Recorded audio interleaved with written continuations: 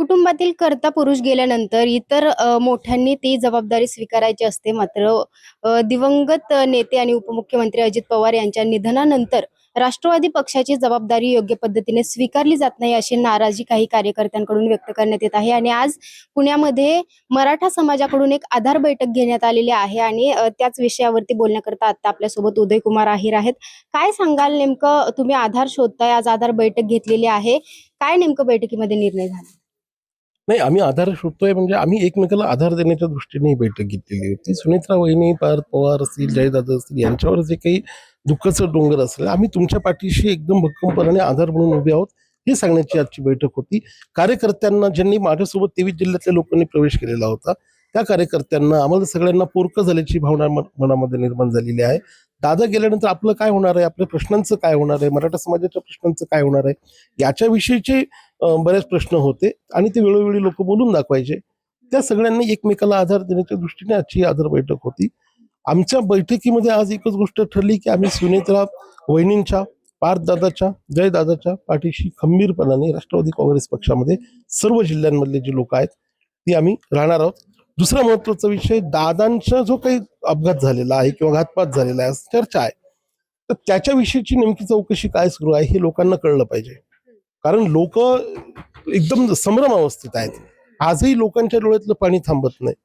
लोकांना वाटतं की नेमकं काय झालेलं आहे, आमच्या नेत्याविषयी काय झालंय जाणून घेण्याचा अधिकार आम्हाला आहे. त्याच्यामुळे त्या सगळ्या चौकशा ज्या आहेत त्या लोकांमध्ये लोक सांगायला पाहिजेत.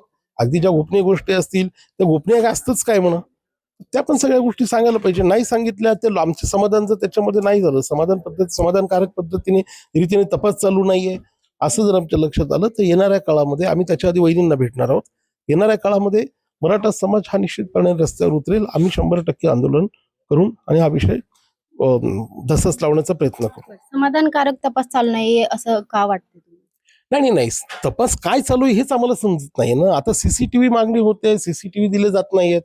अहो, रस्त्यावर साधा पाण्याच्या टपरीवर एखाद्याच्या मुस्कटात मारली तरी त्याचे सीसीटीव्ही लगेच बाहेर येतात. आमचे दादा बंगल्यातून निघाले, आमचे दादा एअरपोर्टला पोहोचले, त्याचे सीसीटीव्ही फुटेज नाहीत. ते कोण 2 पायलट होते, त्यांना उशीर झाला, ट्रॅफिक होतं त्या दिवशी पहाटेला, खूप ट्रॅफिक होतं मुंबईत, त्याच्यामुळे ते त्यांना उशीर झाला. त्या ट्रॅफिकचे सीसीटीव्ही फुटेज नाहीत. ते 2 पायलट कुठे आहेत, अमोल मिटकरी सतत विचारत आहेत, ते 2 पायलट कुठे आहेत, ते 2 पायलट कुठे आहेत, त्यांची काही माहिती मिळत नाही. मग ह्या गोष्टी असं हे लपवाछपी चाललेली आहे का बाबा? मग लपवाछपी जर चाललेली असेल तर शंका येणारच आहे मनामध्ये, ती कोणाच्याही मनात येणार आहे. आता आज तुम्ही बैठक घेतली आणि हा जो आपण मागे पोस्टर बघतोय याच्यावरती सुनील तटकरेंचा फोटो दिसत नाहीये, त्यामागचं काय नेमकं? नाही, तटकरे साहेब मोठे नेते आहेत, त्यांचा फोटो टाकण्याचं हे असं काही विषय नाही. ही मराठा समाजाची बैठक होती आणि समाजाच्या बैठकीमध्ये बाबा मला न विचारता तुम्ही फोटो टाकलात का वगैरे असं विचारू शकतात तटकरे साहेब. म्हणून कदाचित हे पुण्यामध्ये जे आमचे सहकारी आहेत त्यांनी ते बॅनर छापताना ते फोटो टाकलेले नाही. त्याच्या पलीकडे काही असं त्या फार गोष्टीचं महत्व देण्याचा विषय नाहीये तो. मग मराठा समाजामध्ये चलबिचल का सुरू आहे की तुम्हाला आज आधार बैठक घ्यावी? मराठा समाजामध्ये मी म्हटलं ना तुम्हाला की आमचे जे प्रश्न आहेत हे कोण सोडवणार. दादा असे होते की दादांनी अण्णासाहेब पाटील आर्थिक विकास महामंडळाला निधी दिला, दादांनी सारथीसाठी प्रचंड मोठं काम केलं. आरक्षणाच्या ह्याच्यामध्ये दादा नेहमी मंत्रिमंडळाच्या बैठकीत, उपसमितीच्या बैठकीत अग्रेसर आणि आग्रही असायचे. त्याच्यानंतर जे हॉस्टेलचे पंजाबराव देशमुख जे हॉस्टेल आहेत ते बांधण्यासाठी दादांनी प्रयत्न करायचे. दादा कोणताही प्रश्न घेऊन गेले की दादा ते प्रश्न सोडवायचे. शिवस्मारकाच्या संदर्भामध्ये देखील आम्ही आता जेव्हा प्रवेश केला तेव्हा दादांशी माझं बोलणं झालेलं होतं. आता हे जे प्रश्न आहेत हे प्रश्न कोणाकडे घेऊन जायचे? आता तुमच्याकडे दुर्लक्ष होते असं म्हणून कुठे तुमच्याकडे किंवा या प्रश्नांकडे सर्व प्रश्नांकडे दुर्लक्ष होणार का काय अशी भीती मनामध्ये आहे. जे कार्यकर्त्यांनी पक्षात प्रवेश केलेला आहे, आम्ही चळवळीतले कार्यकर्ते आहोत, त्या कार्यकर्त्यांना निश्चितपणे एक वाटायला लागलेलं आहे की बाबा आता हे नेमकं पुढे काय होणार आहे. त्याच्यामुळे एकमेकाला समजून सांगण्यासाठीची आधार बैठक होती. तुम्ही आता पत्रकार परिषदेमध्ये असं म्हणाला की कर्ता पुरुष गेल्यानंतर इतरांनी जबाबदारी घ्यायला पाहिजे किंवा लक्ष द्यायला पाहिजे. तसं पक्षामध्ये 1 नाही 2 नाही असं कोणीच जबाबदारी घ्यायला तयार नाहीये. काय वाटते तुम्हाला, म्हणजे पक्षामध्ये जे जबाबदारी स्वीकारत आहेत त्यांच्यावरती तुमच्या?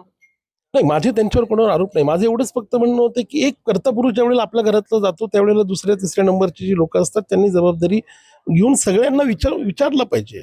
आता ते नेमकं होताना दिसत नाही, त्याच्यामुळे थोडीशी अडचण वाटते. कोण विचारत नाही? आता हे जे कोणी पक्ष सांभाळत आहेत कोण म्हणजे ह्यांच्यावर तटकरेंवरती मी कोणाचं नाव घेणार नाही. जे कोणी पक्ष सांभाळत आहेत त्यांनी विचारलंच पाहिजे ना, का नको विचारायला? आम्ही त्यांच्याकडे वेळ मागितली होती, त्यांनी आम्हाला वेळ देण्याचं कबूल केलं होतं. नंतर पीएला फोन केला तर पीएने वेळ दिली नाही आम्हाला भेटायला. आता कारण काही असतील, कार्यबहुल्यामुळे वेळ मिळाली नसेल, या सगळ्या गोष्टी असू शकतात. त्याच्याविषयी मला या नाही. आम्ही परत वेळ मागू, वेळ दिल्यानंतर आम्ही त्यांना भेटू. आम्ही वहिनींना भेटणार आहोत, वहिनींशी पण या सगळ्या गोष्टी आम्ही बोलणार आहोत. तुम्ही म्हणजे त्यांच्याकडे वारंवार बोलण्यासाठी फक्त हे केलेलं आहे. हा, आम्ही त्यांच्याकडे पीएकडे पाठपुरावा मी स्वतःच केला होता, त्यांना माहिती आहे ते. आता आणि काय भूमिका असणार आहे पुढे तुमची? हेच आता जे बैठकीमध्ये ठरलेलं आहे त्या सगळ्या गोष्टींना वहिनींच्या कानावर आम्ही टाकणार. जर तटकरे साहेबांनी वेळ दिला तर तटकरे साहेबांच्या कानावर भूमिका टाकणार आणि पुढे जायचं ठरलेलं आहे. पक्षामध्ये राहायचं, पक्षामध्ये डटके खडे रहेंगे हम लोग. आम्हाला कोणी बाजूला सारू शकत नाही. कोणाला असं वाटत असेल की यांच्याकडे दुर्लक्ष केलं, यांच्याकडे थोडंसं लक्षच दिलं नाही तरी कंटाळून निघून जातील किंवा गरीब असतील, आम्ही चळवळीतली लोक आहोत, आम्ही सगळ्या गोष्टी करणारी माणसं आहोत आणि आम्ही करून दाखवणार. तसे प्रयत्न चालू आहेत का कोणाचे? दिसेल ना, येणाऱ्या काळामध्ये बऱ्याच गोष्टी ओपन होतील मॅडम. धन्यवाद. तर हे होते उदयकुमार आहेर. एकूणच आपण पाहिलं की आज मराठा समाजाची राष्ट्रवादी पक्षातील त्यांची आज बैठक झाली आणि या बैठकीमध्ये एकमेकांना आम्ही आधार दिलेला आहे. अजितदादांच्या जाण्यानंतर आम्हाला आधार देण्यासाठी कोण नाहीये, जबाबदारी स्वीकारण्यासाठी कोण नाहीये. त्यामुळे आम्ही आमचे प्रश्न जे आहेत ते एकमेकांमध्ये मांडलेले आहेत आणि आमच्याकडे कोणी दुर्लक्ष करण्याचा प्रयत्न जरी केला असला तरी आम्ही याच पक्षामध्ये डटके रहेंगे असं आश्वासन जे आहे ते त्यांच्याकडून देण्यात आलेले. Snehal Nimgire, Maharashtra times online.